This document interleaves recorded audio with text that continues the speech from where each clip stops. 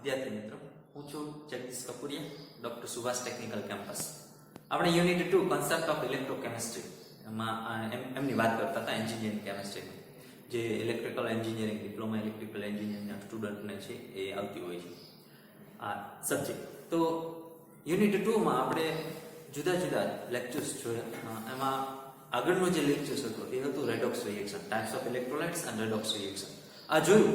એમના પછી હવે આપણે મેઇન જે કોન્સેપ્ટ ઓફ ઇલેક્ટ્રોકેમિસ્ટ્રી જેમને કહેવામાં આવે છે, અત્યાર સુધી આપણે એમનો બેઝ તૈયાર કરતા હતા કે કોન્સેપ્ટ ઓફ ઇલેક્ટ્રોકેમિસ્ટ્રી સમજવું હોય તો એટલીસ્ટ આટલી વસ્તુ તો તમને ખબર હોવી જોઈએ.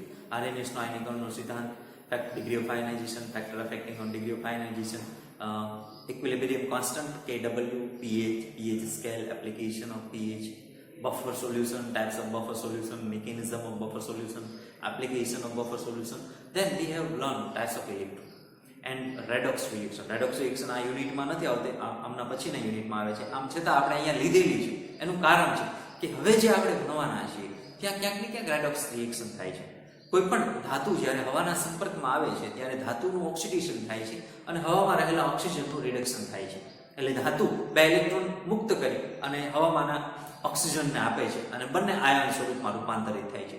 જેમ આપણે રેડોક્સ રિએક્શનમાં ભણ્યા હતા, મેગ્નેશિયમની પટ્ટીને જ્યારે હવામાં સળગાવવામાં આવે તો મેગ્નેશિયમ +2 થાય છે અને ઓક્સિજન -— થાય છે અને આ આયનો ઉત્પન્ન થાય છે.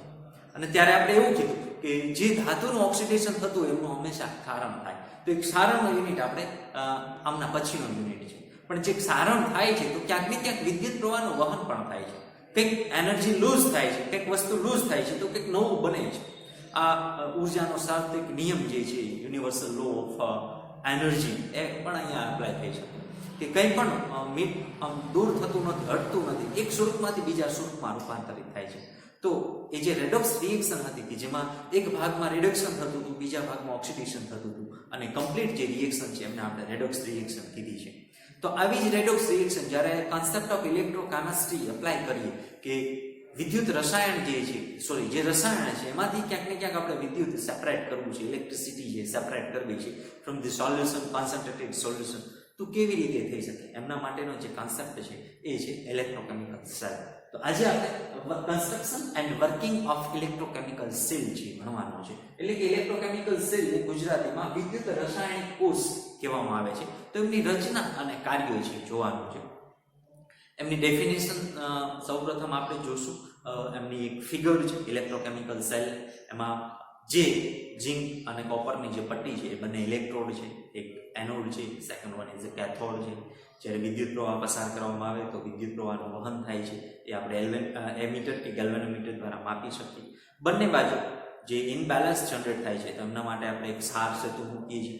આ ક્ષાર સેતુ દ્વારા બંને બાજુનું જે પાત્ર છે, પાત્રમાં જે કન્ટેનર છે, કન્ટેનરમાં સોલ્યુશનનું બેલેન્સ છે જળવાય છે. અને પછી આપણે એમાં રહેલો oxidation cell, reduction cell, complete cell કેવી રીતે દર્શાવાય અથવા તો કોઈ સેલ છે તેમને કેવી રીતે આઈડેન્ટિફાઈ કરી શકીએ, દેન કેવા પ્રકારની પ્રક્રિયાઓ થાય છે, એ દરેક વસ્તુ આપણે આ લેક્ચર્સમાં છે જોવાની છે. તો સ્ટેપ બાય સ્ટેપ છે જોતા જઈએ. પણ સૌપ્રથમ આપણે વિદ્યુત રાસાયણિક કોષ છે એની આકૃતિ દોરીએ અને પછી સાયમલ્ટેનિયસલી આપણે સાઈડમાં છે એ લખતા જશું. એમની ડેફિનેશન લખશું, એમની રિએક્શન્સ છે એ લખશું, બરોબર. પણ સૌપ્રથમ આપણે જોઈએ કે કેવા પ્રકારની રચના હશે.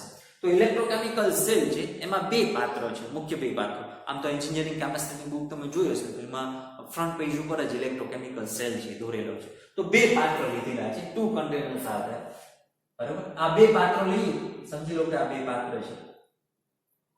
એક સરખા 100 ml ના સમજી લો કે બીકર આપણે લઈએ છીએ, ગ્લાસ બીકર. આ બંને બીકરને એક બાજુ લઈ લઈએ. બંને યોગ્ય ઇલેક્ટ્રોલાઇટ્સ વાળું સોલ્યુશન્સ છે આપણે ફિલ અપ કરશું. એક પાત્રની પહેલા વાત કરીએ. સમજી લો કે ડાબી બાજુ રહેલું જે પાત્ર છે એમાં આપણે યુનિફોર્મલી એવું છે કે ડાબી બાજુ હંમેશા એનોડ લેવાનું અને જમણી બાજુ કેથોડ લેવાનું. એનોડ એટલે ધન ધ્રુવ, કેથોડ એટલે ઋણ ધ્રુવ. આમ આપણે ઉહાવરી દોરતા હોય તો ડાબી બાજુ એનોડ આવશે અને જમણી બાજુ છે કેથોડ આવશે. આ યુનિફોર્મલ મેથડ છે કે જેથી ક્યારેય ભૂલ પડવાની સંભાવના હોય છે હંમેશા ઓછી થઈ જાય. તો એક પાત્ર લઈ લઈએ. એમાં ઇલેક્ટ્રોલાઇટ સોલ્યુશન્સ છે ભરવાનું છે. ઇલેક્ટ્રોલાઇટ સોલ્યુશન એટલે શું એ હવે આપણને ખબર છે, બરોબર. એવું સોલ્યુશન કે જે વિદ્યુત પ્રવાહનું સરળતાથી વહન કરતું હોય એવા દ્રાવણને આપણે વિદ્યુત વિભાજ્ય દ્રાવણ છે કહીએ છીએ, અથવા તો વિદ્યુત વિભાજ્ય પદાર્થ કહીએ છીએ. એવો પદાર્થ કે જેમનું સહેલાઈથી ડિસોલ્યુશન થતું હોય, ઇન ધ સેન્સ આયોનાઇઝેશન થતું હોય, તેવા દ્રાવણને આપણે અથવા તેવા પદાર્થને આપણે વિદ્યુત વિભાજ્ય પદાર્થ અથવા દ્રાવણને વિદ્યુત વિભાજ્ય દ્રાવણ છે કહીએ છીએ. તો ડાબી બાજુ એક પાત્ર લીધેલું છે, 100 ml નું બીકર લીધું છે, એમાં ZnSO4 નું સોલ્યુશન છે આપણે કરશું, બરાબર. એકવસ સોલ્યુશન હશે અને એની કોન્સન્ટ્રેશન 1 મોલ હશે. બંને બાજુ એક સરખી સાંદ્રતા આપણે લઈએ. આ બાજુ Zn ની પટ્ટી છે એ ડીપ કરવામાં આવે આ સોલ્યુશન. અમારી પાસે સ્કેલ નથી એટલે ક્યાંક આકૃતિ સરખી ન થાય તો જોઈ લો. તમે તમારી રીતે જ્યારે બુકમાં આકૃતિ દોરો છો ત્યારે પ્રોપરલી સ્કેલ થ્રુ આકૃતિ દોરો છો. આ Zn ની પટ્ટી છે, બરાબર. અને એમને આપણે કહીએ છીએ એનોડ એટલે કે ધનધ્રુવ. આ એક બાજુનો કોષ થયો. આ વસ્તુને જેને આપણે ડુબાડીએ છીએ, આ પટ્ટી જે છે એમને આપણે ઇલેક્ટ્રોડ કહીએ છીએ. પણ Zn ની પટ્ટી છે ડાબી બાજુ મૂકેલી છે તો એ હંમેશા એનોડ થશે. આ છે ઇલેક્ટ્રોડ. જ્યારે કોઈ પણ ધાતુની પટ્ટીને વિદ્યુત વિભાજ્ય દ્રાવણમાં ઇલેક્ટ્રોલાઇટ સોલ્યુશનમાં જ્યારે ડીપ કરવામાં આવે તો એ થઈ જાય છે ઇલેક્ટ્રોડ. અને આ બાજુમાં આખો જે કોષ છે એને આપણે કહીશું ધનધ્રુવ. આ ધનધ્રુવ છે અને આ બાજુનો કોષ છે ડાબી બાજુનો કોષ. એવી જ રીતે જમણી બાજુ છે. જમણી બાજુ પણ એક બીકર લેવામાં આવે, એમાં ઇલેક્ટ્રોલાઇટ સોલ્યુશન્સ છે ફિલ અપ કરવામાં આવે. એ બાજુ એવું સોલ્યુશન લેશું કે જેથી રાસાયણિક પ્રક્રિયા છે એ ઝડપી બને. હા, હવે જ્યારે કોઈ પણ ઇલેક્ટ્રોલાઇટ સોલ્યુશન આપણે બનાવીએ છીએ, કોઈ સોલ્યુશન બને છે તો એનું ક્યાંક ને ક્યાંક આયનીકરણ થાય છે. આરએનએસ નામના વૈજ્ઞાનિકે આપણને એવું કીધેલું છે કે આયનીકરણ થાય અને આપણે ભીના થાય છે. તો આ બાજુ આપણે એક સોલ્યુશન લઈએ છીએ કે જે CuSO4 aqueous solution. I think આમની વાત આપણે રેડોક્સ રિએક્શન જે જોઈ એમાં આપણે કરી ગયા છે. આમાં જે છે એ કોપર સલ્ફેટ સોલ્યુશન લઈ અને એક કોપરની પટ્ટી છે એ મૂકવામાં આવે તો એ અહીંયા ઇલેક્ટ્રોડ થઈ જાય છે. કોપરની પટ્ટી છે અને આને આપણે કહીએ છીએ કેથોડ એટલે કે ઋણ ધ્રુવ, બરાબર. આ જમણી બાજુનો અર્ધકોષ થયો, આ ડાબી બાજુનો અર્ધકોષ થયો.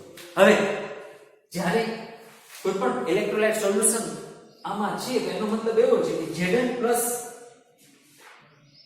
2 છે અને SO4 - 2 છે. આવું મટીરીયલ દ્રાવણમાં છે. આ સોલ્યુશનમાં કંઈક આવું આ રાસાયણિક પ્રક્રિયા થાય તો આમાં Zn પ્લસ આમાં આયનો જે બને એ કંઈક આવા હશે. આવા આયનો છે આ દ્રાવણમાં છે. એવી જ રીતે અહીંયા હશે Cu + 2 હશે અને SO4 - 2 હશે. જ્યારે CuSO4 નું aqueous સોલ્યુશન લેવામાં આવે તો એમાં Cu + 2 SO4 - 2 નામનું સોલ્યુશન નામના આયનો છે આયનીકરણ થશે. ઇલેક્ટ્રોલાઇટ સોલ્યુશન ઇલેક્ટ્રોલાઇટ કમ્પોનન્ટ્સ લીધો છે તેનો મતલબ એવો છે કે ક્યાંક ને ક્યાંક એનું આયનાઇઝેશન થાય છે. અને આયનાઇઝેશન થાય છે તો આયનાઇઝેશન કેવા સ્વરૂપ હશે તો કે Zn + 2 હશે અને SO4 - 2 હશે. Cu + 2 હશે SO4 - 2 હશે. આવું સોલ્યુશન હશે, બરાબર. આ સોલ્યુશનમાં એવા આયનો આવેલા છે. આ બંને ધ્રુવને એક ક્ષાર સેતુ દ્વારા આપણે જોડી દઈશું. આમને આપણે કહીશું ક્ષાર સેતુ. એક યુ આકારની ટ્યુબ લેવામાં આવે છે, બંને છે એ ઋણના કુંભળા છે એ મૂકી દેવામાં આવે.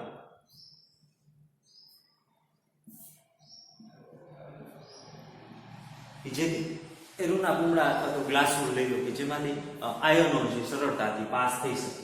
અને આ ક્ષાર સેતુ છે એમાં આપણે ભરશું NH4NO3 નું સોલ્યુશન અથવા તો એવું સોલ્યુશન કે જે આયનોને છે એ પાસ થવા દેતું હશે. NH4NO3 સોલ્યુશન, KCl સોલ્યુશન એવું એક સોલ્ટ ભરશું કે જે આયનોને પાસ થવા દેતું હશે.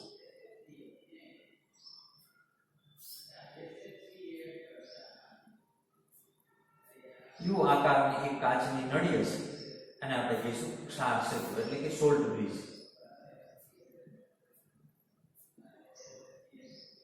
બંને છેડે ઇલેક્ટ્રોલાઇટ સોલ્યુશનમાં એ ડીપ થયેલી હશે. આ મહત્વનું છે, ઉપર નહીં ચાલે, એ ડીપ થયેલી હોવી જોઈએ.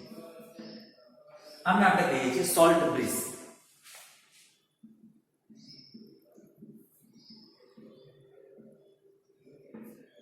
એટલે કે ક્ષાર સેતુ જેમાં સોલ્યુશન હશે NH4NO3 અમોનિયમ નાઇટ્રેટ. સો NH4NO3 ઘણા બધા પ્રકારના સોલ્યુશન્સ છે ત્યાં લઈ શકીએ. આપણે અહીંયા NH4NO3 લીધું છે કે HCl પણ લઈ શકો વોટર. બરાબર, તો આ એક કોર્સ થયો. હવે આ બંનેને વિદ્યુત વાહક તાર દ્વારા જોડી દઈશું. વચ્ચે ગેલ્વેનોમીટર એમીટર દ્વારા આપણે એમાંથી પસાર થતો ઇલેક્ટ્રોનને છે માપશું.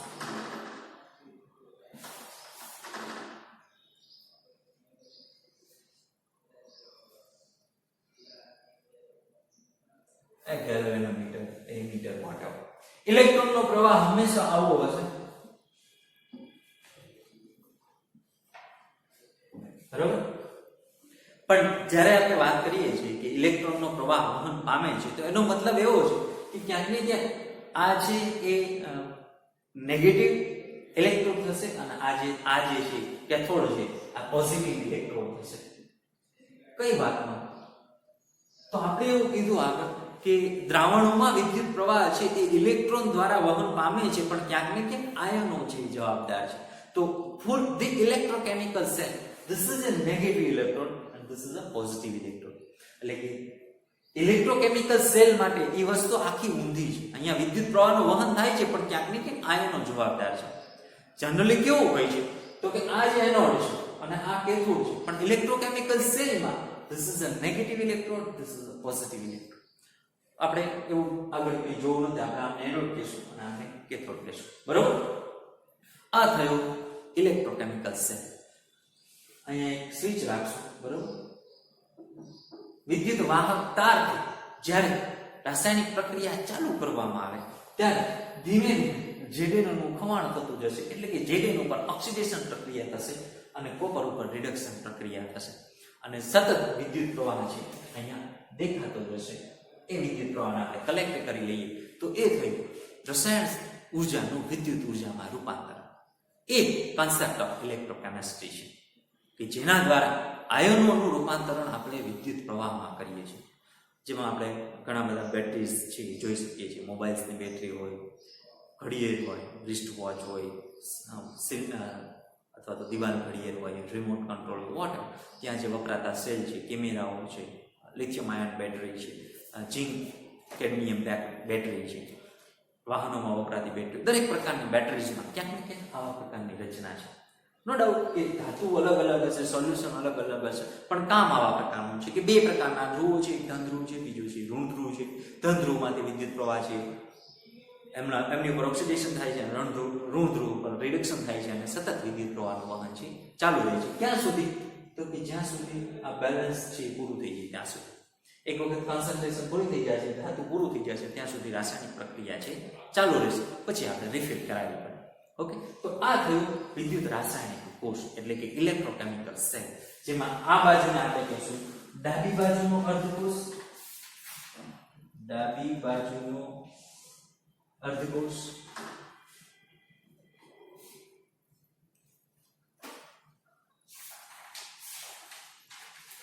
અને આમને કહીશું જમણી બાજુનો અર્ધકોષ.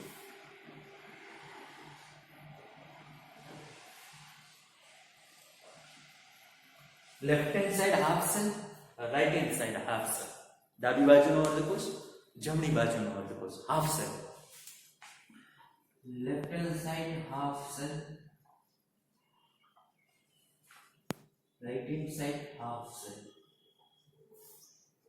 આ બંને પ્રકારના સેલ છે અને ટોટલ જે કમ્પ્લીટ સેલ છે એમને આપણે કહીએ છીએ વિદ્યુત રાસાયણિક કોષ, ઇલેક્ટ્રોકેમિકલ સેલ. તો આ થયો આપણે ઇલેક્ટ્રોકેમિકલ સેલ. તો હવે આપણે એમની ડેફિનેશન જોશું, એમની ઉપર કેવા પ્રકારની રાસાયણિક પ્રક્રિયા થશે. પેલા આ સમજી લો એટલે પછી બાકી બધું છે ઈઝી થઈ જશે. બરોબર, તો this one is a electrochemical cell. Now we will go through its definition, its reaction, its working condition. Okay, તો ડેફિનેશન જોઈએ આ છે definition, this is a construction. એ આપણે આગળ જોયું. આ જે પર્ટિક્યુલર ક્વેશ્ચન્સ છે એમાં જુદા જુદા ભાગ આપણે ડેફિનેશન, કન્સ્ટ્રક્શન, રિએક્શન, વર્કિંગ આ બધું જોતા જશું. તો સૌપ્રથમ આપણે ડેફિનેશન જોઈએ. First of all, electrochemical cell, વિદ્યુત રાસાયણિક કોષ, a device which convert chemical energy into electric energy is called an electrochemical cell. એટલે કે જે કોષ દ્વારા રાસાયણિક શક્તિનું વિદ્યુત શક્તિમાં રૂપાંતરણ થતું હોય તેવા કોષને આપણે કહીએ છીએ વિદ્યુત રાસાયણિક કોષ. આ ડેફિનેશન છે અને આ પછી કન્સ્ટ્રક્શન છે. કેવી રીતે થાય છે? સૌપ્રથમ આપણે ડેફિનેશન તો જોઈ લઈએ કે જે ડિવાઇસ દ્વારા, જે કોષ દ્વારા, a device which convert chemical energy into electrical energy, જે કોષ દ્વારા વિદ્યુત રાસાયણિક શક્તિનું વિદ્યુત શક્તિમાં રૂપાંતરણ થતું એવા કોષને આપણે વિદ્યુત રાસાયણિક કોષ કહીએ છીએ. પણ ક્યાંક ને ક્યાંક આ એમની ડેફિનેશન અને કન્સ્ટ્રક્શન પછી આપણે એમને રિએક્શન જોશું કે રિએક્શન એક્ઝેક્ટ શું છે કે જેના દ્વારા આપણે કહી શકીએ કે રાસાયણિક ઉર્જા છે એનું રૂપાંતરણ છે એ વિદ્યુત ઉર્જામાં થાય છે. તો રિએક્શન જોઈએ. સિમ્પલ રિએક્શન છે. Zn સોલિડ છે, ક્યાંક ને ક્યાંક Cu+2 એક્વસ ફોર્મમાં હાજર છે. એમનું રૂપાંતરણ રાસાયણિક પ્રક્રિયા થાય છે. વિદ્યુત પ્રવાહનું વહન એક વખત ચાલુ થઈ ગયું, આ બંનેને વાહક તાર દ્વારા જોડી દઈએ. બંને જુદા જુદા half, left hand side half cell, right hand side half cell જે છે બંને અર્ધકોષને વિદ્યુત વાહક તાર દ્વારા જોડી દઈએ તો કઈક રાસાયણિક પ્રક્રિયા આવી થાય છે. Zn ધાતુ Zn+2 માં રૂપાંતર થઈ એક્વસ સોલ્યુશન બની જશે અને કોપર છે એ સોલિડના ફોર્મમાં છે એઝ ઇટ ઇઝ જનરેટ થશે. બંને બાજુ આ રાસાયણિક પ્રક્રિયા સંતુલનમાં છે એમ કહી શકીએ. It's this chemical reaction is equilibrium. તો આવી રાસાયણિક પ્રક્રિયા રિએક્શન્સ છે કે કાઢી થાય છે, બરાબર. આ રાસાયણિક પ્રક્રિયા પછી આપણે એવું જોઈએ કે તો એમાં અહીંયા આપણે જોઈ શકીએ કે Zn છે એ બે ઇલેક્ટ્રોન આપી અને એનું ઓક્સિડેશન થાય છે. બે ઇલેક્ટ્રોન એમને દૂર કર્યા, એનો મતલબ કે બે ઇલેક્ટ્રોન ક્યાંક ને ક્યાંક દૂર થયા તો Zn+2 થયું. તો આ થયું ઓક્સિડેશન અને આ થયું રિડક્શન. બે ઇલેક્ટ્રોન જે દૂર થયા છે એ કોપર લઈ લે છે અને એનું રિડક્શન થાય છે. તો બે પ્રક્રિયા અહીંયા છે ઇલેક્ટ્રોકેમિકલ સેલમાં. એક બાજુ ઓક્સિડેશન થાય છે, બીજી બાજુ રિડક્શન થાય છે. તો કઈ બાજુ ઓક્સિડેશન થાય છે? તો કે જે બાજુ ઝીંક છે ત્યાં ઓક્સિડેશન થાય છે અને કોપર જે બાજુ રિડક્શન થાય છે. તો આપણે આમને કહી શકીએ અર્ધકોષ જે ડાબી બાજુનો અર્ધકોષ હતો તો એને આપણે શું કહી શકીએ? તો કે ઓક્સિડેશન હાફ સેલ કહી શકીએ, કારણ કે ત્યાં ઓક્સિડેશનની પ્રક્રિયા થઈ છે. રાઈટ હેન્ડ સાઈડ જે ભાગ હતો એટલે ઓક્સિડેશન અર્ધકોષ એમ કહી શકીએ. રાઈટ હેન્ડ સાઈડ છે જે CuSO4 વાળું સોલ્યુશન છે તો ત્યાં કોપર દ્રાવણમાં રહેલા કોપર છે બે ઇલેક્ટ્રોન લઈ લીધા છે, that gain a 2 of electron and it's converted into solid metal, particular copper. તો ત્યાં રિડક્શન થયું છે તો આપણે એને કહી શકીએ કે રિડક્શન હાફ સેલ.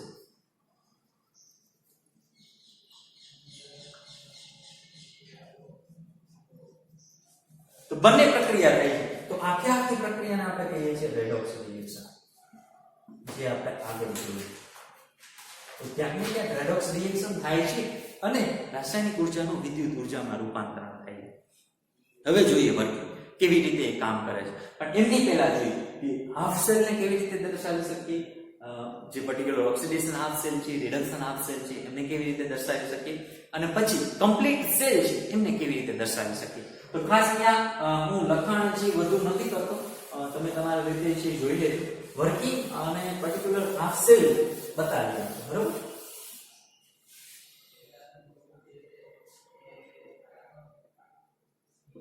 કાર્ય કેવી રીતે કરે તો ડાબી બાજુ જે હાફ સેલ છે ત્યાં ઓક્સિડેશનની પ્રક્રિયા થાય છે તો એને કેવી રીતે બતાવી શકાય? તો કે Zn ઉપર ઓક્સિડેશનની પ્રક્રિયા થાય છે, Zn સોલિડ છે, Zn+2 ઇલેક્ટ્રોન જે રિલીઝ કરે છે તો આ તે ઓક્સિડેશન રિએક્શન, ઓક્સિડેશન પ્રક્રિયા ક્યારે થાય છે? ઓક્સિડેશન પ્રક્રિયા તો લખવાનું છે take a one container and fill up a solution like 100 ml of ZnSO4 solution, aqueous solution, and dip one Z N strip, Z N solid strip, એટલે કે કોઈ એક પાત્ર લો, 100 ml નું બીકર લો અથવા તો 200 ml નું બીકર લો, 250 ml નું બીકર લો, તેમાં 100 ml ZnSO4 નું દ્રાવણ મૂકી અને ZN ની પટ્ટીને વજન કરીને મૂકવાની છે. આટલું લખવાનું છે આની ઉપર. ધેન તો ત્યાં આવી કેવી રાસાયણિક પ્રક્રિયા છે? તો કે આવી Zn+2 ઇલેક્ટ્રોન છે. તો આ થી ઓક્સિડેશન પ્રોસેસ. પણ આપણે હાફ સેલ છે, પર્ટિક્યુલર કોઈ વસ્તુને સાંકેતિક નિરૂપણ કરવું, આ વસ્તુને સાંકેતિક સંજ્ઞાઓની ભાષામાં લખવું હોય તો આવી રીતે લખી શકીએ.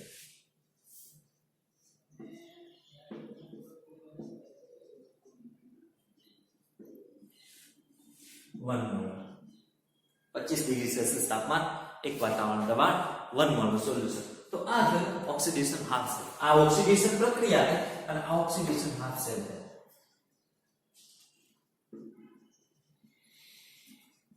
એટલે કે ઓક્સિડેશન અર્ધકોષ.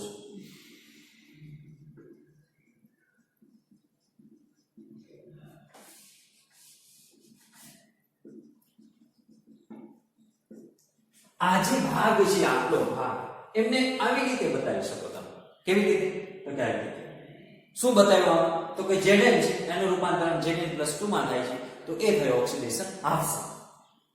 એવી જ રીતે જમણી બાજુ એક બીજો સેલ છે જેને આપણે કોપર સેલ કહીએ છીએ અથવા તો જેને આપણે કેથોડ કહીએ છીએ, અને ઓક્સિડેશનની પ્રક્રિયા છે હંમેશા એનોડ ઉપર થાય છે, એ આપણને ખબર છે. તો આ ઓક્સિડેશન હાફ સેલ છે, આ એક ભાગ છે.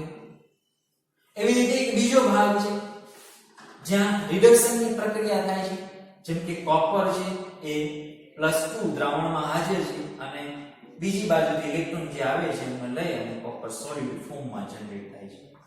ઇલેક્ટ્રોલાઇટ સોલ્યુશન છે. અહીંયાથી ધીમે ધીમે ઓક્સિડેશન પ્રક્રિયા થશે એટલે Zn દ્રાવણમાં જશે, ધીમે ધીમે Zn દ્રાવણમાં જશે. અહીંયા બે ઇલેક્ટ્રોન પાસ થશે, બે ઇલેક્ટ્રોન દ્રાવણમાં રહેલો કોપર જે છે એ કોપર દ્રાવણ અહીંયાથી આવેલો જે પ્લસ ઇલેક્ટ્રોન છે એ જમા કરતો જશે અને ધીમે ધીમે ધીમે ધીમે ધીમે ધીમે ધીમે ધીમે અહીંયા ચોટતો જશે. તો લખવાનું છે શું આ લખતા પહેલા? તો કે પાત્રનો 250 ml 100 ml CuSO4 copper sulphate નું દ્રાવણ લો, 1 મોલર કોપર સલ્ફેટ નું દ્રાવણ લો. તેમાં એક ઇલેક્ટ્રોડ કોપર પટ્ટીને વજન કરી અને મૂકો, ડીપ કરો. આ બંનેને હવે આપણે પછી આગળ રાસાયણિક પ્રક્રિયા કરાવશું. તો આ જે અર્ધકોષ છે, અહીંયા જે પ્રક્રિયા થઈ એ તે રિડક્શન રિએક્શન, એટલે કે રિડક્શનની પ્રક્રિયા. અને આ જે કોષ થયો એ થયો reduction half cell. Reduction half cell. તો આમને કેવી રીતે બતાવી શકીએ? તો કે આવી રીતે Cu+2 C. આ થયો રિડક્શન હાફ સેલ.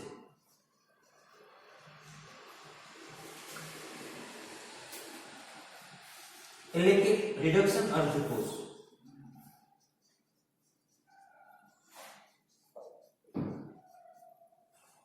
આ બંને રિડક્શન અર્ધકોષ થાય. શું થશે? તો કે Zn ઉપર ઓક્સિડેશન થશે, બે ઇલેક્ટ્રોન છૂટા થશે, Zn+2 છે દ્રાવણમાં એડ થશે. બે ઇલેક્ટ્રોન જ્યારે વાહકતા દ્વારા જોડી દઈએ તો બે ઇલેક્ટ્રોન અહીંયા આવશે, દ્રાવણમાં રહેલું Cu++ ઇલેક્ટ્રોનને લઈ લેશે અને કોપર છે અહીંયા જમા થતું જશે. એટલે અમુક સમય પછી જ્યારે આપણે આ બંને પટ્ટીને વજન કરીને આપણે મૂકેલી છે તો સમજી લો કે 10 ગ્રામની બંને પટ્ટીનો વજન છે, તો ધીમે ધીમે આ છે ઓક્સિડાઇઝ થતી જશે અને ધીમે ધીમે એમનું વજન છે, વેઇટ છે, લૂઝ થતું જશે. તો એકવાર ખાસ જોઈ લો કે વર્કિંગ કેવી રીતે કરે છે. એક બાજુ આ ડાબી બાજુનું કામ છે, લેફ્ટ હેન્ડ સાઈડ, આ રાઈટ હેન્ડ સાઈડ છે, ડાબી બાજુ જમણી બાજુ બંને અર્ધકોષ છે બતાવેલા છે. જોઈ શકો તમે reduction half cell, oxidation half cell. બંને બાજુ 1 મોલર સોલ્યુશન્સ છે એવું લીધેલું છે આપણે, એ આપણે ખબર છે. બરાબર? અહીંયા પણ 1 મોલર ZnSO4, અહીંયા કોપર સલ્ફેટ પણ 1 મોલર. તો એ વિવરણ છે તમે તમારી રીતે ડિસ્ક્રિપ્શન્સ છે લખી શકો. તો એક બાજુ ઓક્સિડેશન પ્રોસેસ થઈ છે, બીજી બાજુ રિડક્શન પ્રોસેસ થઈ છે, પણ કમ્પ્લીટ સેલ છે હજુ આપણે લખ્યો નથી. એ કમ્પ્લીટ સેલ આપણે હવે પછી લખશું. પણ જ્યારે કોઈ પણ રાસાયણિક પ્રક્રિયા છે એને લખવાની વાત આવે તો કેવી રીતે લખી શકીએ એ ખાસ જોજો. કે અહીંયા જે ઓક્સિડેશન આપણે જે પ્રક્રિયા લખી, જેને ઇલેક્ટ્રોકેમિકલ સેલની જે પ્રોસેસ લખી એ પ્રોસેસ કંઈક આવી છે.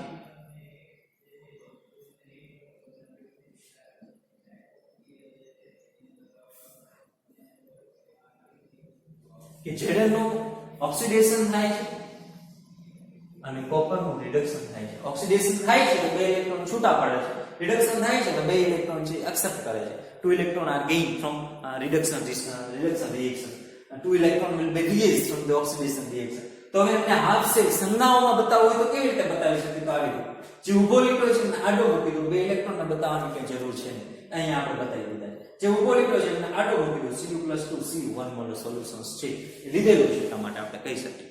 તો આ થઈ બંને હાફ સેલ. હવે કંઈક આમનું કામ બાકી છે, બરાબર? એ જોઈએ પછી આપણે ટોટલ સેલ છે બતાવી દઈશું.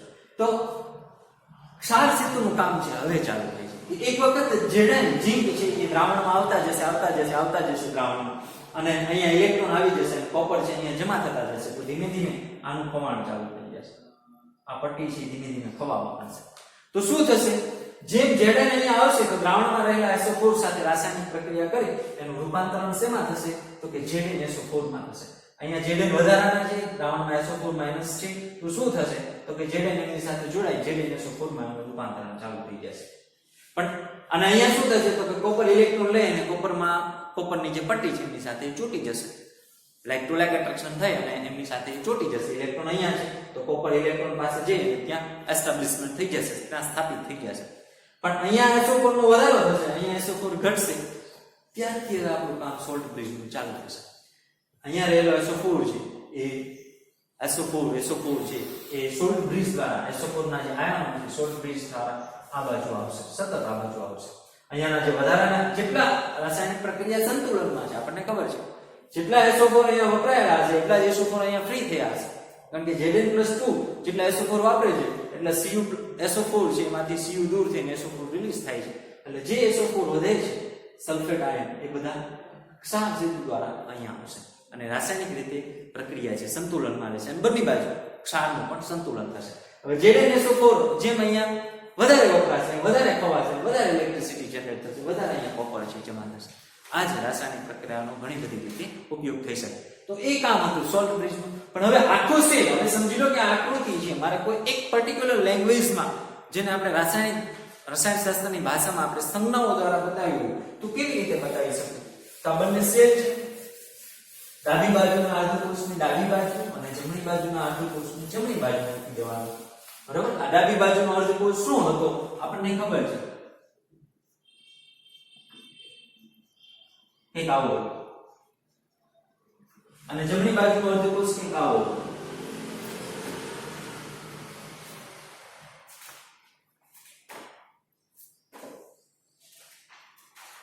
આ બંને અર્ધકોષ, બરાબર? આ તમે જોઈ શકો આટલું વસ્તુ છે. આ વસ્તુને હવે આપણે કોઈ એક સાંકેતિક નિરૂપણ, ઇલેક્ટ્રોકેમિકલ સેલને સાંકેતિક નિરૂપણ કરવું હોય તો કેવી રીતે કરી શકીએ એ હવે જોઈએ. કેવી રીતે થાય? તો કે કંઈક ને કંઈક ડાબી બાજુનો અર્ધકોષ છે એમને આપણે ડાબી બાજુ મૂકશું, જમણી બાજુનો અર્ધકોષ છે એમને આપણે જમણી બાજુ મૂકશું, અને પછી બંને અર્ધકોષને ભેગો કરે છે એવો સોલ્ટ બ્રિજ છે મૂકશું. તો ડાબી બાજુનો અર્ધકોષ કોણ છે? તો કે વિદ્યુત રાસાયણિક સેલ, ઇલેક્ટ્રોકેમિકલ સેલ. સાંકેતિક નિરૂપણ કરવું હોય તો આ ડાબી બાજુનો અર્ધકોષ છે ને ડાબી બાજુ મૂકો,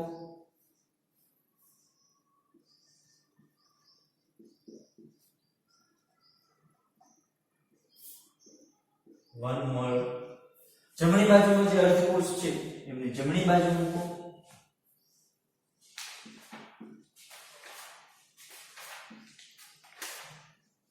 વન મોલ.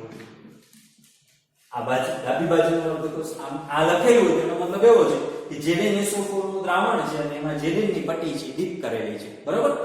આ લખેલું છે એનો મતલબ એવો છે કે CuSO4 નું દ્રાવણ છે અને Cu ની પટ્ટી છે ડીપ કરેલી છે, પણ વચ્ચે સોલ્ટ બ્રિજ રહી ગયો. તો બે આડા કાપાથી આપણે એમને સોલ્ટ બ્રિજ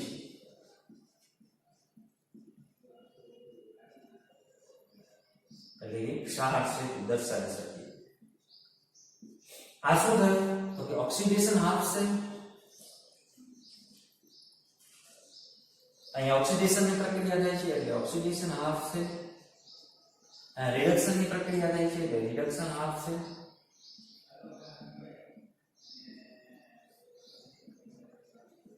ઓક્સિડેશન અર્ધકોષ,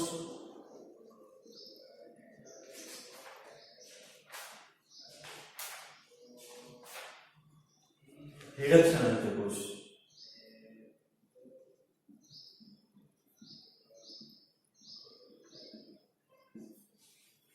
તો હવે સતત રાસાયણિક પ્રક્રિયા છે આવી ચાલુ રહેશે અને આનું ઓક્સિડેશન સતત ચાલુ રહેશે, આનું રિડક્શન સતત ચાલુ રહેશે. ક્યાં સુધી? અહીંયા સુધી દ્રાવણમાં પટ્ટી આવી છે ત્યાં સુધી, અહીંયા સુધી ખવાઈ જશે. સમજી લો કે આ બીકર આટલું ભરેલું છે, દ્રાવણમાં બંને બાજુ એક સરખું સોલ્યુશન લીધેલું છે, તો અહીંયા સુધી પટ્ટી ખવાઈ જશે.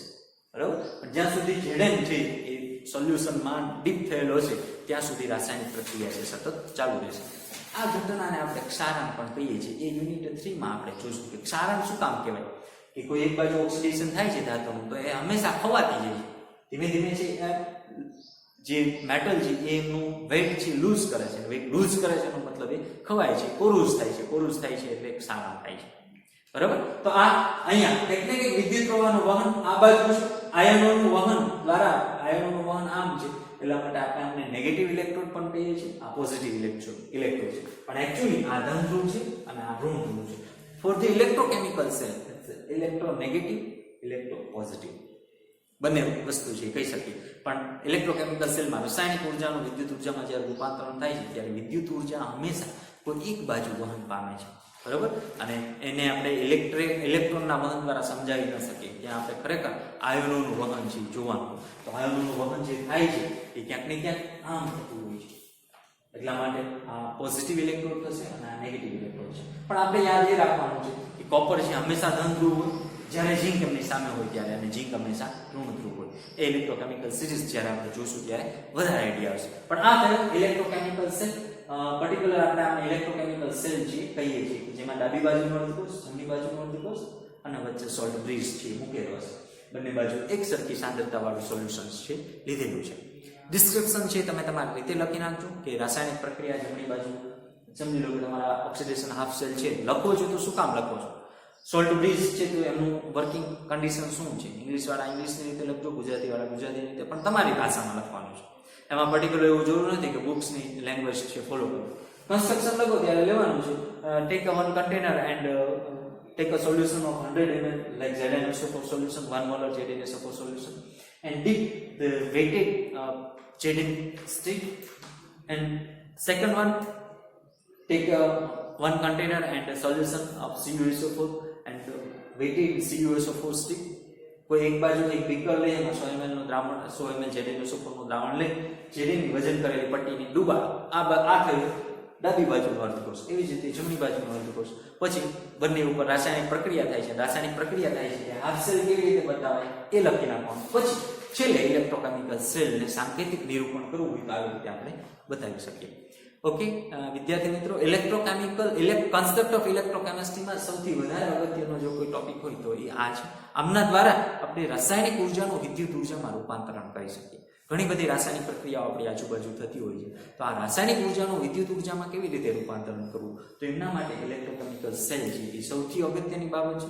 આ જ બાબતોને લઈ અને આપણે યુનિટ 7 માં છે એ ભણવાનું છે.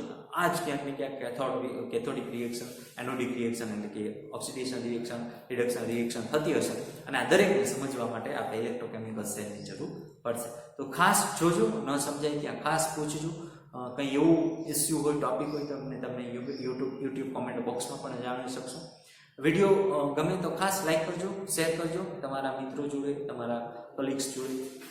ઓકે, નવા વિડીયો માટે ફરી પાછા મળીએ. ત્યાં સુધી આવજો, બાય બાય, થેન્ક યુ.